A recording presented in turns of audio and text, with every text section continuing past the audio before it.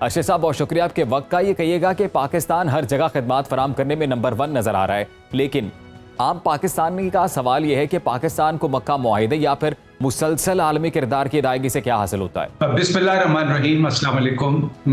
بہت شکریہ میری رائے لینے کے لیے.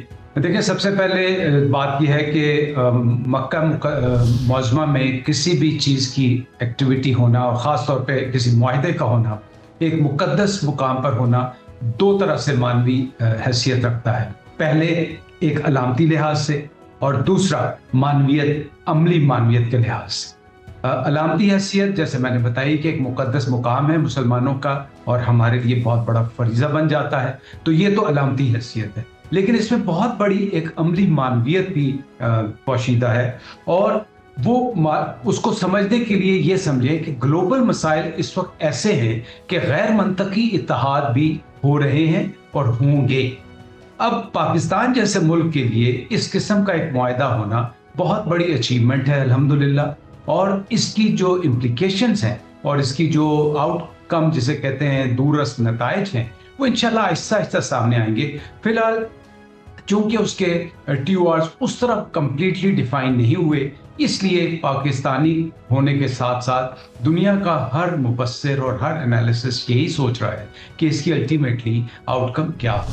جی بالکل. ارشد ملک صاحب یہ بھی بتائیے گا کہ بھارت کو ابھی جارحیت سے باز نہ آنے پر ڈائریکٹ رسپانس کی تنبیہ ایک بڑی غیر معمولی تصور کی جا رہی ہے. کیا اسلام آباد مڈل پاور کے طور پر اب کھل کے سامنے آ رہا ہے؟ دیکھیے، 2-3 باتیں یاد رکھیے کہ صرف پاکستان ہی نہیں، یہ تینوں ملکوں کو اس وقت اس معاہدے کی یا اس قسم کی ڈیولپمنٹ کی ضرورت تھی، اور میں تو یہ سمجھتا ہوں کہ اس میں انشاءاللہ وقت کے ساتھ اور لوگ اور ملک بھی آئیں گے. اب وہ کیسے؟ دیکھیں، سعودی عرب کو ایک لحاظ سے ایران سے تھریٹ ہے، ہم مانیں یا نہ مانیں، لیکن وہ اس کو ایک اپنے لیے خطرہ سمجھتا ہے. دوسری بات، جو اسرائیل جیسے بے لگام ہمسائے ہیں اور جو گریٹر اسرائیل کا پلان ہے اس میں بھی اس کو ایک اپنے لیے سیکیورٹی کا ایک حصار چاہیے تھا. دوسری بات، امریکہ نے over a period of time یہ ثابت کیا کہ اس کے اوپر انحصار نہیں کیا جا سکتا، اور اگر given a choice it will be choice between Israel and Muslim countries. So یہ وہ فیکٹرز تھے جس نے سعودی عرب جیسے ملک کو یہ باور کرایا کہ she has to have a alternate option. اب آپ بات کرتے ہیں ٹرکی کی. ٹرکی اکنامکلی نیٹو کا سیکنڈ مائٹسٹ ملٹری پاور کے لحاظ سے پارٹنر ہے. اس کو کیوں چاہیے؟ اس لیے اس کو چاہیے کہ ایک تھریٹ جو ہے وہ اسرائیل کا اس پورے خطے میں آ رہا ہے. تیسری بات آتی ہے پاکستان.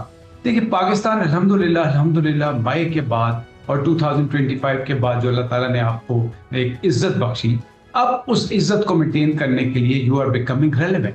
اب اس ریلیونسی کو جب آپ ریلیونٹ ہوتے ہیں تو تب لوگ آپ کی طرف آتے ہیں، اور آپ کے لیے ایک مسلسل جو خطرہ ہے وہ آپ کے مشرقی ہمسائے کی صورت میں موجود ہے. اور بدقسمتی آپ کی یہ ہے کہ یہ ہمسایہ چینج نہیں ہوگا، نہ اس کی سوچ چینج ہوگی، یہ آپ کے لیے خطرہ بنا رہے گا. اور اسی ہمسائے نے اپنے بغض میں آ کر اور پاکستان دشمن میں آ کے ہماری مغربی سرحد کو بھی غیر محفوظ کر دیا. سو ہمیں بھی اپنے سروائیول کے لیے ان حالات میں جہاں اللہ تعالیٰ نے ہمیں اتنی عزت دی، ہمیں اپنے آپ کو ریلیونٹ کرنا تھا. اب ریلیونٹ کرنے کے لیے انفارچونیٹلی اگین امریکہ بہادر کی آشیرواد تو ہر ایک کو بھی چاہیے، because Russia is kind of irrelevant because of its involvement in Ukraine. China is never aggressive on any stance. So ایک ایسا الائنس بن گیا 3 ملکوں کا جن کو ضرورت تھی، اور جس میں تینوں ملک اپنے سیکیورٹی حصار کے لیے بھی کام کریں، اور آئندہ اور بھی کئی فیلڈز ایسے ہیں جس میں یہ تینوں ملک بڑھیں گے جن کو ہم ذکر کر سکتے ہیں. جی، اور یہ بھی بتائیے گا کہ فوجی مہارت اور سفارتکاری کے ہنر کی وجہ سے آج پاکستان دنیا میں متحرک کردار ادا کر رہا ہے.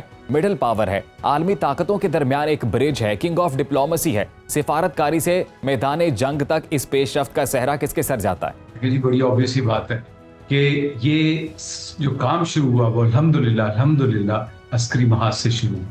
پاکستان کی عسکری جو فورسز تھی انہوں نے یہ ثابت کیا کہ اس ملک کی سلامتی کے لیے کوئی دقیقہ فروگوش نہیں کیا جائے گا. اور میں چونکہ ایئر فورس سے ہوں، الحمدللہ پاک فضائیہ نے اس میں کلیدی کردار ادا کیا. اب وہ جو آپ کو عزت ملی اس سے دنیا میں یہ ثابت ہو گیا کہ ہم ایک رسپانسبل اسٹیٹ ہیں، ایک ڈسپلن اسٹیٹ ہے. ہم ایسکلیشن لیڈر کو کنٹرول کرتے ہوئے ہم نے یہ ثابت کیا that we can still deliver. اور ہم نے یہ ثابت کیا کہ ایک بہت بڑا اتھرا دشمن جو کہ ان کنٹرول دشمن تھا اس کو ہم نے الحمدللہ اللہ کے فضل سے شکست فاش سے دوچار کیا. اب یہ سارا کام یہاں سے شروع ہوتا ہے، آپ کی ریلیونس بننا شروع ہوتی ہے اور دنیا یہ مانتی ہے کہ جس ملک کے اوپر دہشت گردی کے لیے سازشیں ہو رہی تھی کہ یہ دہشت گردوں کی آماجگاہ ہے، یہ دہشت گردوں کا اسپانسر ہے، اس سارے تاثر کو الحمدللہ اللہ نے زائل کروایا. اور امریکہ سے لے کے چائنا، رشیا، نیٹو، یورپ اور اسلامی ملکوں نے یہ تسلیم کر لیا کہ پاکستان ایک عسکری قوت کے ساتھ ساتھ ایک ریسپانسبل اسٹیٹ ہے. سو یہاں سے وہ سفر شروع ہوتا ہے جس پہ آج الحمدللہ جیسے آپ نے پریمبر میں بتایا پاکستان انشاءاللہ اس سے بھی آگے جانے کی صلاحیت رکھتا ہے. ارشد ملک صاحب، پاکستان کی برتری، علاقائی حیثیت اور مشرق وسطیٰ میں مرکزی کردار، کیا پاکستان عالمی طاقتوں کا چوکیدار بن رہا ہے؟ نہیں، ایسی بات نہیں ہے. لیکن میں نے آپ کو پہلے بتایا کہ تینوں ملکوں کے اپنے اپنے ڈیزائن تھے. ہمارا ڈیزائن جو ہماری کمپلشن ہے ان لوکل ڈومین، سعودی عرب کو ہے from Israel, and of course جو ہوتیز کا ایک تھریٹ ہے جس کے خلاف اس کو الائنس بھی چاہیے، سپورٹ بھی چاہیے. ٹرکیش کو بھی یہ جو اگر آپ غور کریں تو نیتن یاہو نے کئی دفعہ کہا کہ ٹرکی اگلا ایران بن سکتا ہے. سو تینوں ملکوں کے سیکیورٹی مسائل تھے. اب ان تینوں سیکیورٹی مسائلوں کو دیکھیں تو سعودی عرب کے پاس ریسورس کانسٹرینٹ نہیں، بہت بڑے ریسورسز ہیں. ٹرکی ٹیکنالوجیکلی بہت آگے ہے. پاکستان ٹیکنالوجی کے ساتھ ساتھ نیوکلیر پار ہونے کے ساتھ ساتھ HR میں بہت آگے ہے. دنیا کی جو اس وقت ون آف دا کنٹریز ہے جس میں سب سے زیادہ نوجوان اور اسکلڈ نوجوان پاکستان میں موجود ہیں. اس کو چینلائز کرنے کے لیے ایک بہت بڑا یہ پلیٹ فارم اکٹھا ہو جائے گا. میں اس کے ساتھ یہ بھی کہنا چاہوں گا کہ ٹرکی ٹیکنالوجی میں جو آگے جا رہا ہے، اور جیسے میں نے پہلے بتایا کہ امریکہ وہ کی ریلائبلٹی کم ہو رہی ہے، سو ٹرکی کو ایکسپورٹ کے لیے بھی جگہ چاہیے تھی. پاکستان ٹیکنالوجی میں آگے ضرور ہے لیکن ہمیں بھی الحمدللہ ایک فنشنگ لائن پہ پہنچنے کے لیے ٹیکنالوجیکل سپورٹ چاہیے تھی جو کہ ہمیں ٹرکی سے مل سکتی ہے اور ملے گی، اور ہم اس پہ کولیبریٹ بھی کر رہے ہیں. سعودی عرب ہم سے دونوں ملکوں کے مقابلے میں اس لحاظ سے کم. سو اگر آپ ٹیکنالوجی اور انڈسٹریل پوائنٹ آف ویو سے دیکھیں تو یہ ایک کمپلشن بن جاتی ہے. اب اسی کو جب آپ آگے لے کے چلتے ہیں، جیسے میں نے کہا ایکسپورٹس ہیں، آپ کی کولیبوریشنز ہیں، سو آپ کی معاشی، کیونکہ آج کا دور معاشی ترقی کا دور ہے، اگر آپ معاشی لحاظ سے اسٹیبل ہیں، اسٹرانگ ہیں، آپ آگے نکلتے ہیں. تو یہ ایک دوسرا فیکٹر آ گیا. اب تیسرا فیکٹر یہ ہے کہ پاکستان اور سعودیہ کے تو کب سے ریلیشنز ہیں، اور ابھی اس معاہدے سے پہلے تو ہم آلریڈی 2025 میں ان کے ساتھ سائن کر چکے ہیں. اس کے بعد پاکستان اور ٹرکی کے کولیبوریشن تو صدیوں پرانے ہیں. سو دیٹ صدیوں پرانے مینس کہ کئی دہائیوں سے پر محیط ہے. So that mean it is not that we are becoming lordship اور custodian of a particular country. We are becoming partners.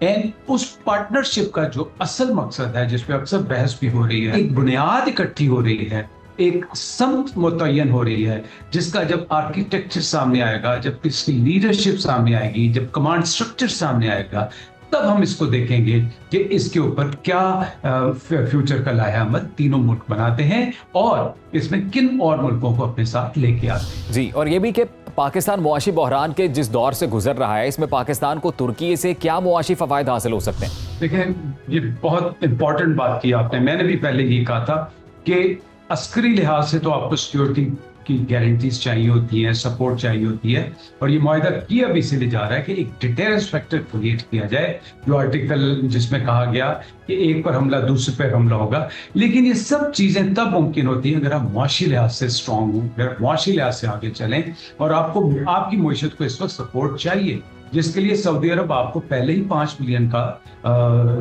Support کر چکا ہے. اب مقام یہ آ چکا ہے کہ سی پیک کے ساتھ ساتھ ایک ایسا آپ کو پلیٹ فارم چاہیے جس پہ آپ پہ انویسٹمنٹ ہے، جس میں آپ کی ایکسپورٹ بڑھے اور جس میں کولیبوریٹو ماڈل. سو ٹرکیہ کے ساتھ ٹیکنالوجی میں ہم کولیبوریٹو ماڈل میں جا سکتے ہیں، اور انویسٹمنٹ کے لحاظ سے ہم سعودیہ کے پاس جا سکتے ہیں. جب سعودیہ آ کے یہاں پہ انویسٹ کرتا ہے اور اگر اس پارٹنرشپ میں جس پہ چیخیں ہمارے مشرقی ہمسائے کی اڑ رہی ہیں, تو وہاں کی جو انویسٹمنٹ کے جو بہت بڑے پروجیکٹس ہیں, جب وہ ادھر آتے ہیں سو آپ کو معاشی لحاظ سے آگے بڑھنے کا موقع ملتا ہے. اور یہ میں آپ کو بات بتا دوں کہ الحمدللہ پاکستان میں انویسٹمنٹ کی بہت اپرچونیٹیز ہیں. It is just that we need to straighten out our governance system.